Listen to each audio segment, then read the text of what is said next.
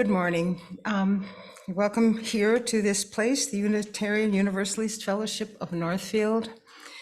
My name is Mary Jane Lipinski, and I have been married to Bill Jokala, and we both have been joyfully connected to this community since 2016.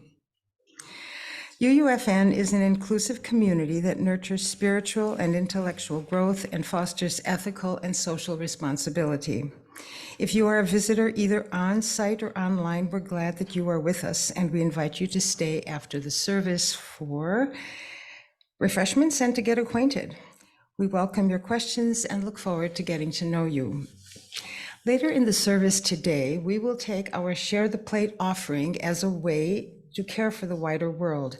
This month's Share the Plate recipient is Community Action Center, the CAC. The CAC is a local community organization serving individuals and families throughout Rice County. Their mission is to promote a healthy, caring, and just community for all. They have requested our financial support in November so they can help families in the area throughout the coming holidays. During the offering later, you may put cash or a check in the basket or donate online from our website, uunorthfield.org. If your check is for your pledge, simply write pledge in the memo line. There will also be instructions on the screen during the offertory time. I call your attention to the announcements in your order of service and weekly email. There you'll find more information about the following. Tomorrow, Reverend Sarah will do the second of her Introduction to Unitarian Universalism classes on Zoom from 7:30 to 8:30 p.m. This is primarily for those new to Unitarian Universalism, but all are welcome. Join us next Sunday for Reverend Sarah's service on Mysterious Gifts. Again, welcome to the Unitarian Universalist Fellowship of Northfield.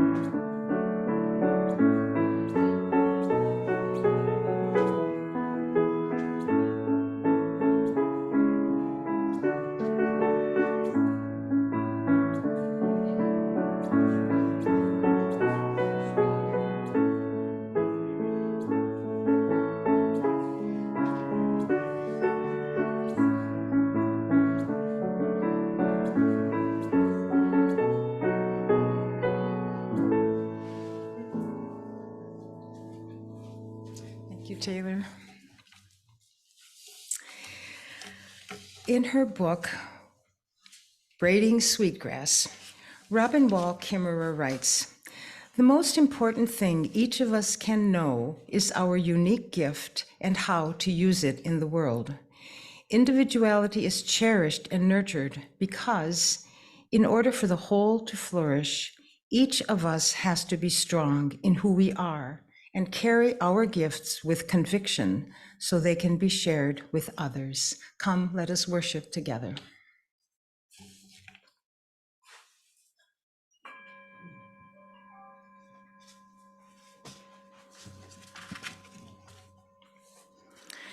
The flaming chalice is the symbol of Unitarian Universalism. Each Sunday when we gather, we bring this symbol to life together. Please join me in speaking the words for the lighting of the chalice. Let us open our eyes to see what is beautiful. Let us open our hearts to learn what is true. Let us open our hearts to love one another.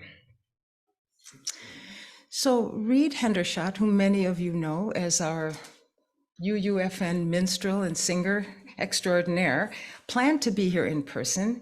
When that didn't work, he sent an audio recording and said he would be here in spirit. We will sing the chorus to start, then read a verse, then us the chorus, and so on. Please rise and body your spirit to sing Swimming to the Other Side.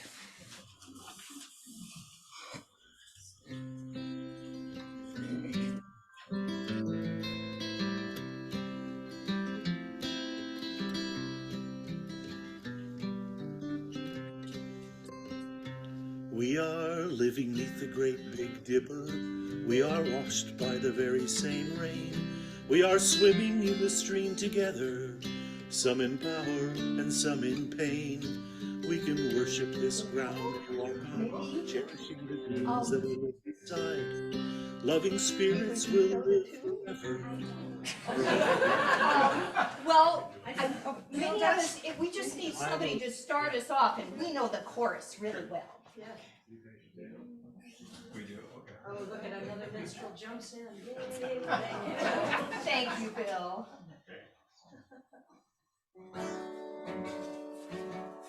We are washed by the very same rain. We are swimming in this rain together. Some power, some in pain. We can worship this ground we walk on, cherishing the things we live beside. Loving spirits will live forever.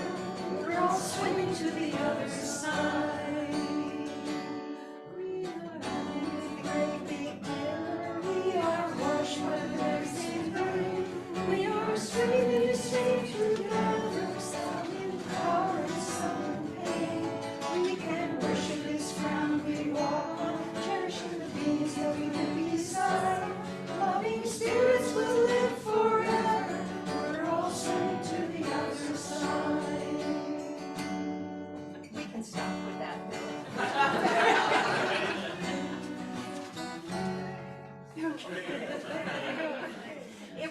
I'm sorry you didn't get to hear Reed. He sings it so beautifully. It was supposed to be him alternating with us singing the chorus, but something happened with the recording. It's okay.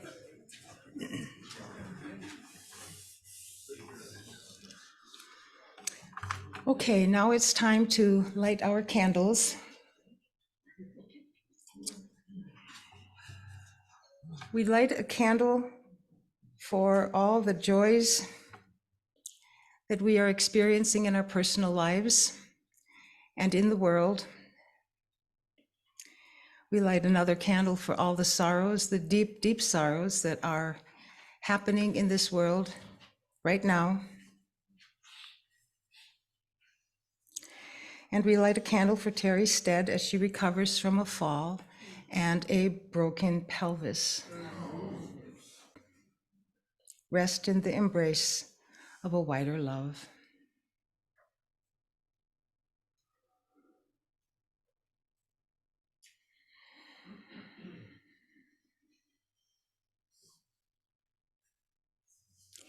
In the presence of this love that holds us all, we use our chalice flame to light our candles of community, which we have already lit.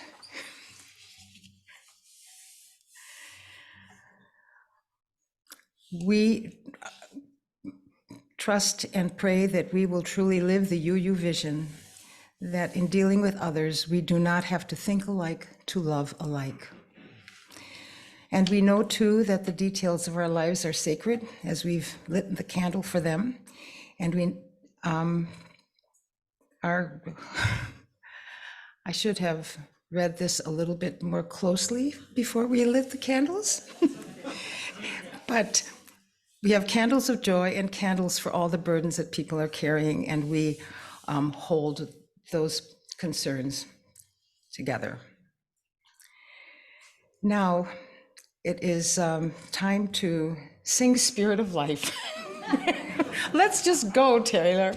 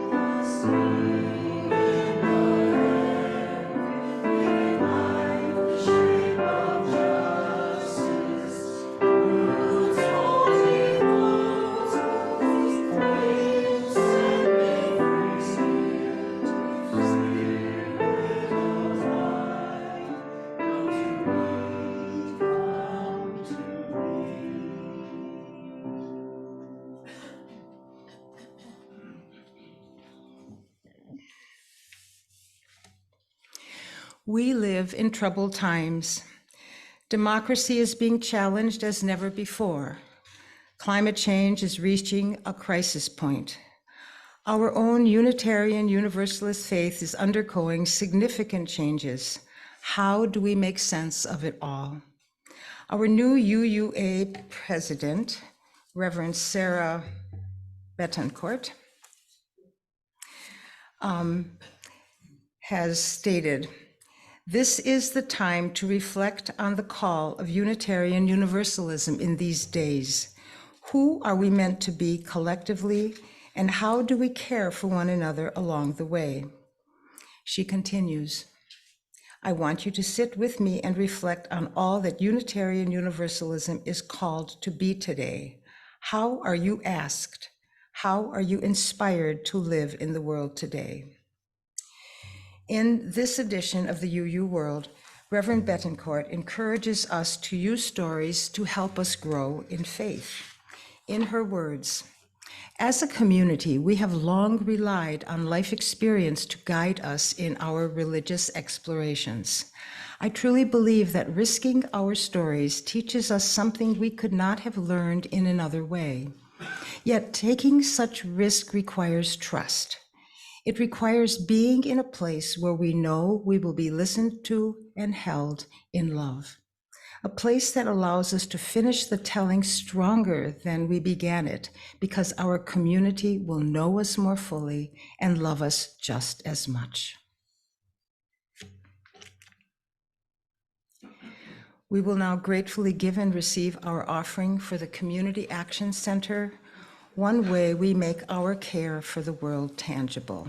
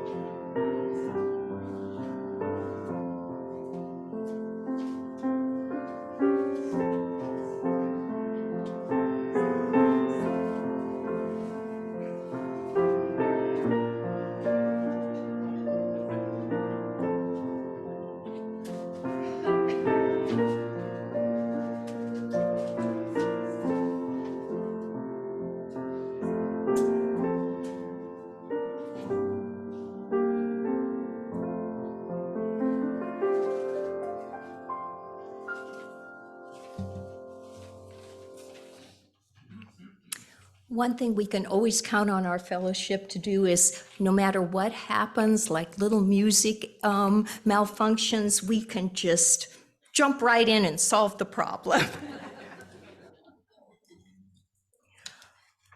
When I first began my journey 3 years ago, learning what it was like to be a Unitarian Universalist, I learned we were a church of covenant, not creed. We are responsible for growing in our faith, supporting each other in our spiritual journeys, and living in loving relationships with our faith community and with the world. In short, we are to grow in our personal faith and love each other. It sounded so beautiful and so simple. Beautiful, yes. Simple, never. I don't think I was misinformed, just naive. Just when I felt I was developing a closer understanding of what it meant to be a UU, things changed. The Unitarian Universalist Association proposed a major change in our bylaws. Instead of concentrating on the 7 principles, there would be a change to, and as you can see on the front of your program, the shared values of justice, generosity, interdependence, equity, transformation, and pluralism, with love at the center. While this seemed a little overwhelming, it helped me see that growing in faith and community means always being open to change. We grow in faith in many ways. One way we grow in faith is through the stories we tell in community. As Reverend Betancourt stated in the reading, telling our stories teaches us something we could not have learned in any other way. Luckily, thanks to Paul Krause and Bill McGrath, our fellowship has lots of practice in storytelling. Today, I'm going to share some stories about my grandchildren and reflect on what I have learned from them and how these stories have helped me to grow in faith. At least I hope. As you listen to the stories and my reflections, I ask you to use the Soul Matters technique we learned in Sacred Circle of thinking, where is Sue sharing taking me personally? Lessons learned from my grandchildren. The first lesson learned from my grandchildren is, we are all needed. When Livia was 3 and Ethan 6, their parents decided to go on to a concert in the cities. I was staying with the kids for the evening. Ethan was a little out of sorts with this plan. Every 6-year-old knows parents are not allowed to have fun on their own. Robert and Vera left, and the kids and I started working on a jigsaw puzzle. Ethan put in a few pieces, lay down on the floor, and then wandered up to his room. A little while later, he called something from upstairs. "Ethan needs me," stated Livia, and headed up. I went to see about dinner plans and then went to check on the kids. Ethan had out his special treasure box of rocks, shells, feathers, given to him by his Grandpa Phil. I had noticed Ethan often got this box out when he wanted to calm himself. 3-year-old Livia was sitting quietly, listening as he explained about his treasures, even though I knew it had been explained to her many times before. I went back down to start dinner. When I went back to call the kids for dinner, Ethan was laying on his bed looking decidedly green. Even an unobservant grandmother could tell he was sick, not pouting. On the side of the bed, Livia was sitting quietly, keeping vigil. Next to Ethan, Livia's baby doll was carefully placed on a smoothed out baby blanket, ready to give comfort as well. Sometimes the best we can give someone is simply to be there. Fast forward a year, and Livia is now 4 and Ethan 7. Robert and Vera have decided to take a much-deserved 5-day camping trip to Glacier Park for their anniversary. While I was happy to stay with my grandchildren, I was anxious. It had been 2 years since I had stayed with them while their parents were gone, and at that previous time, Ethan was in school all day, and Livia took long naps. Now it was summer. They were both here together all day, and they didn't nap. The first morning, I was sitting drinking my coffee, rereading the directions Robert had left me for about the 10th time, and thinking, okay, safety first. I need to make sure the car seats are always adjusted correctly. Make sure Livia takes her asthma meds, cook healthy meals. Remember the sunscreen when they go out. Don't let Vera's garden die. Livia came down and stood next to me and said, Grandma, Ethan was very sad last night because Mama and Dada are gone. I've been trying to think of a way to cheer him up. Okay, the 4-year-old is clearly functioning at a higher level than her grandmother at the moment. Maybe I can rise to the occasion. A few days later, it is bedtime. Things could not have been said to be going perfectly, and I am exhausted. Livia suddenly looks around and says, "Where are Spiky and baby Jean?" Ethan and I look at each other in terror. You see, Livia always sleeps with Don Don, Spiky, and baby Jean. It does not bode well for the entire neighborhood if they cannot be found. Ethan and I rush off to look around the house, knowing the reality that Spiky and baby Jean are most probably over at my house where we had gone to work on a puzzle during the day. Now there's an obvious solution to the problem. Load the kids wearing their pajamas into the car, drive across town, and pray the missing duo of Spiky and baby Jean are where we think they are. This seems overwhelming at the moment.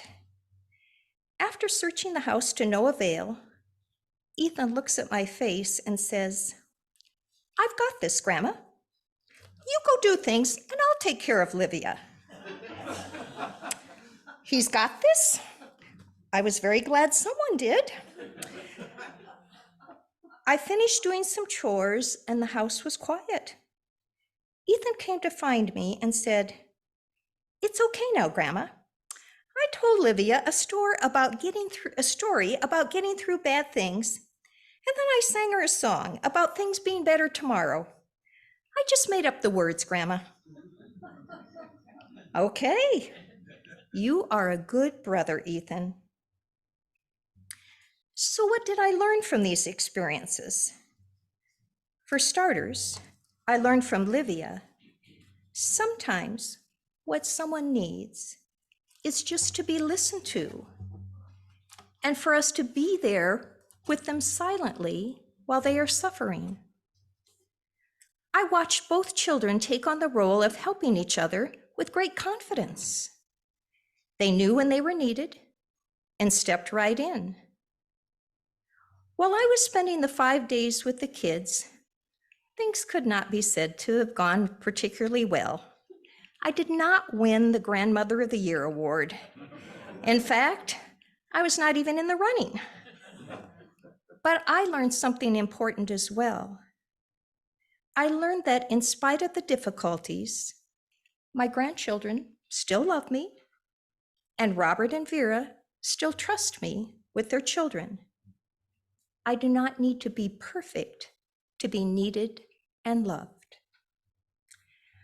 Many of you may remember when Paul and Barb did an activity where they asked us to stand up if we'd served on any committee, if we'd ever been a greeter, if we'd ever sung in the choir or served on the board. Paul and Barb naturally expected everyone to be standing at the end of the activity because they know we are all needed. Surprisingly, not everyone was. I think I can understand this. One of the earliest services I attended here was the water service. Participants were asked to bring in something to share. Someone, I think it was Lois, wrote a water haiku. Someone else sang a water song that they had composed. And another member read their favorite water poem. I told Robert after the service that I didn't think I could ever be a UU in Northfield because I couldn't write songs or poems. In fact, I didn't even have a favorite water poem. As I got to know everyone better, I realized we also had many members who were not only creative, but highly intelligent, well-educated, capable of making important financial decisions for the UUFN, even those capable of remodeling the entire church. It was rather overwhelming. But the point is, we are all needed. The person who listens well to others, knows when someone needs a hug, is just as valuable as anyone else. May we all gain back the confidence we may have lost along the way. May Ethan and Livia never lose their confidence. The next lesson I learned from my grandchildren is we need to try to answer the difficult questions. One evening, when Ethan was in kindergarten, I was eating dinner with the family. Suddenly, Ethan said, "Why did people vote for Donald Trump?"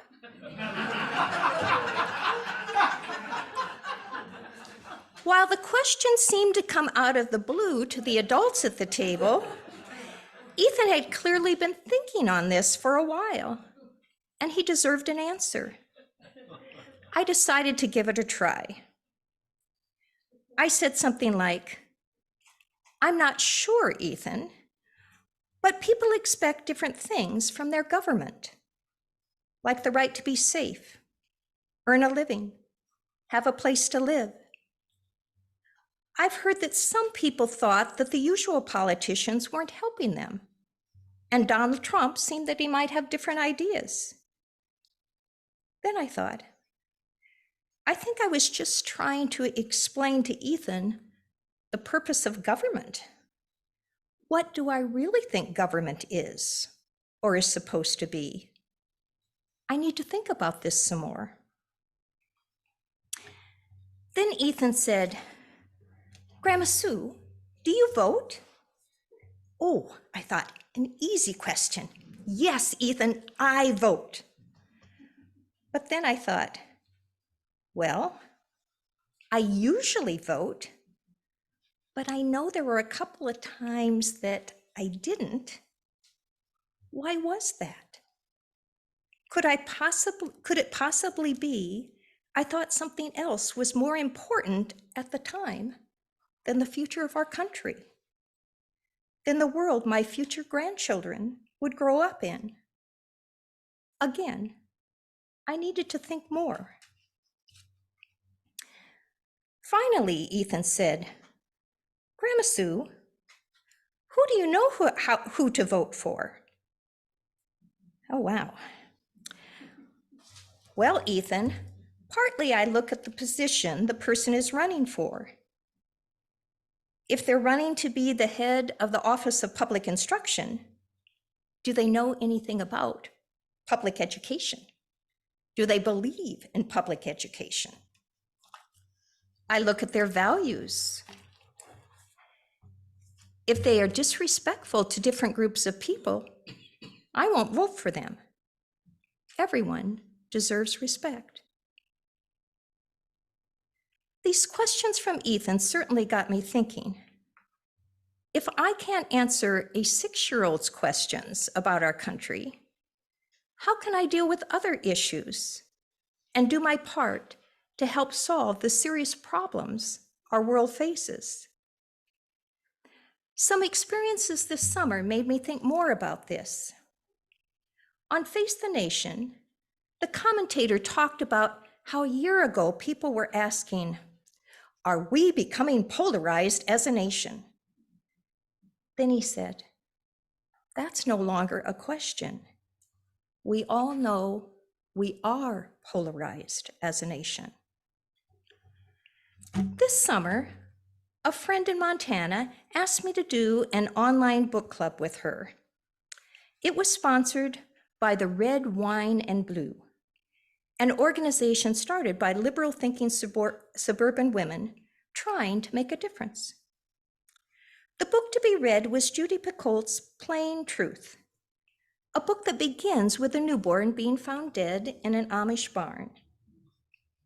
I had read other books by Picoult, who writes books to make you think about different social and moral issues.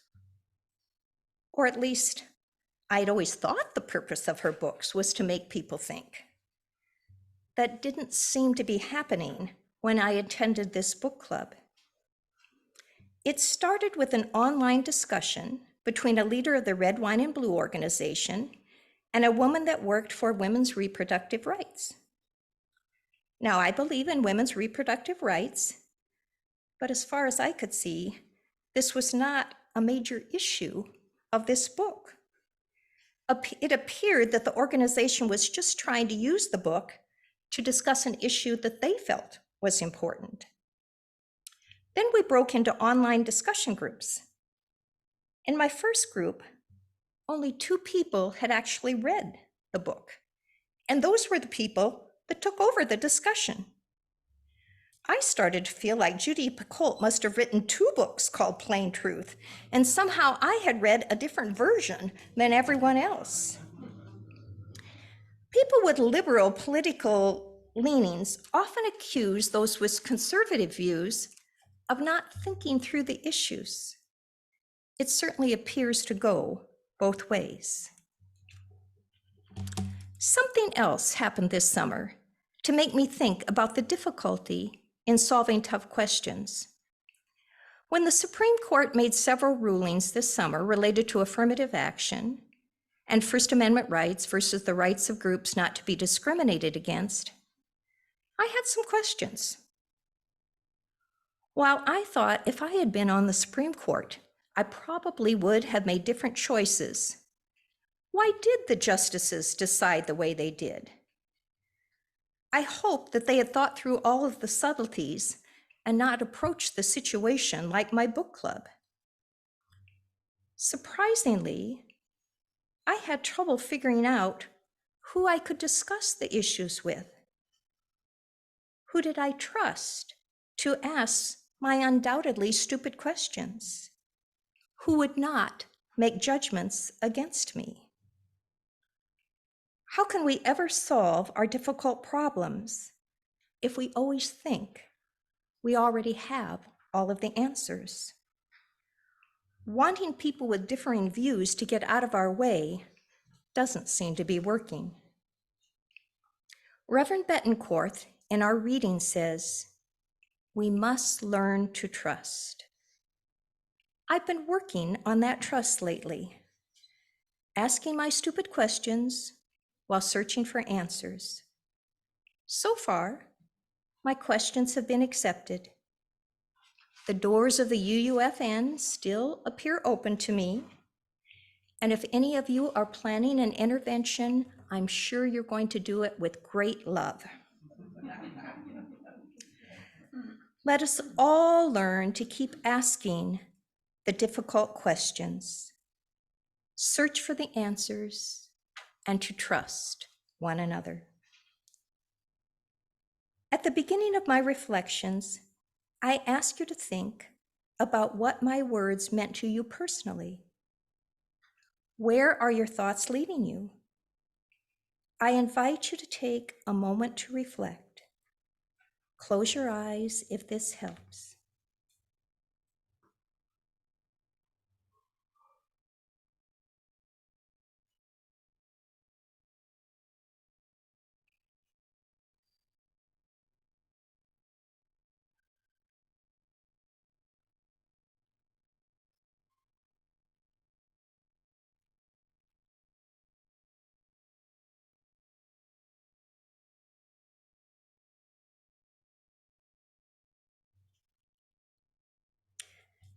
Now hold those thoughts in your heart.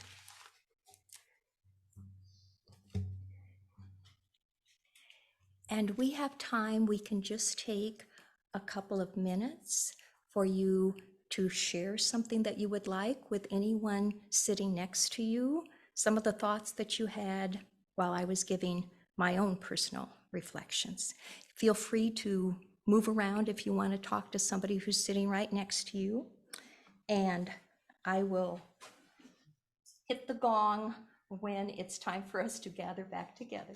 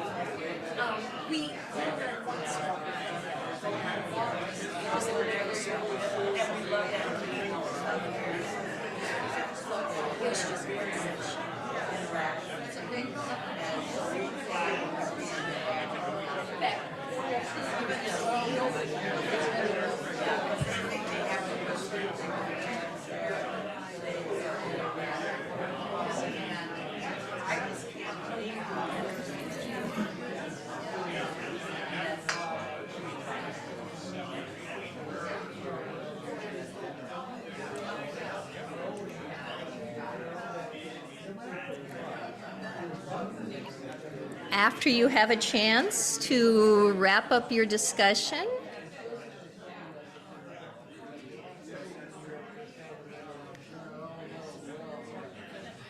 then please rise in body or spirit for our closing hymn, number 318, We Would Be One.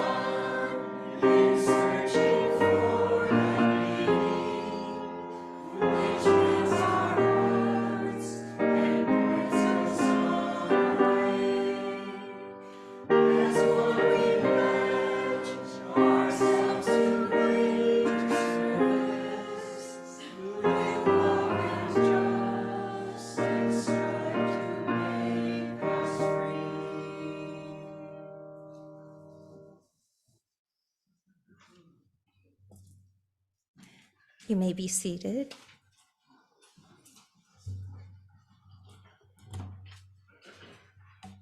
As you can see on the front of your bulletin, the center of the UU faith is love. Today, for our closing words, I want to share a story from the Shakers that may help us see how to solve problems using love. The Shakers lived a communal lifestyle and were well known for being excellent farmers. They grew enough food for themselves and to sell to finance other needs of the community. They were also living at a time when there were limited social services. There was no community action center with a food bank to assist you if it became necessary. Ken Burns did a documentary on the Shakers where he interviewed an elderly Shaker woman who had come to live with the Shaker community as a child. She recalled how in the fall, when the crops were ready to be harvested, there was an increase in crows in the fields, as well as non-Shaker neighbors coming into the fields at night to take a part of the harvest to help them through the long, hungry winter. The Shakers were very aware of what was happening. Obvious solutions were to put up more scarecrows and to put guards in their fields at night.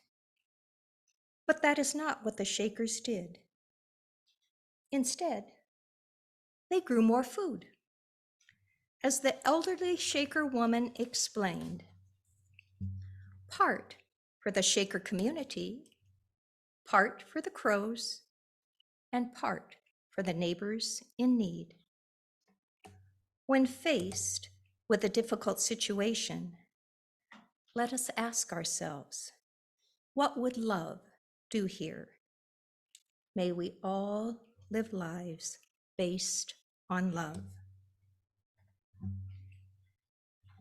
We join together now in the words for extinguishing our chalice. We extinguish this flame, but not the light of truth, the warmth of community, or the fire of commitment. These we carry in our hearts until we are together again. Before we sing The Long-Term Son, I wanted to let you know that I've asked Bill McGrath to play that time-honored classic as our postlude of If I Had a Hammer. I thought it would be a good way to think about love between our brothers and our sisters. So during the postlude, Taylor will play first, and then you, yeah. But I wanted to warn everybody to be sure to listen to Bill at the end, and if you want to sing along to If I Have a Hammer, because it's one we all know and love, be sure to feel free. All right, now, please rise in body or spirit, and with your hands over your heart, holding a hand of those next to you, or whatever posture is most comfortable to you, we sing our words of blessing to one another.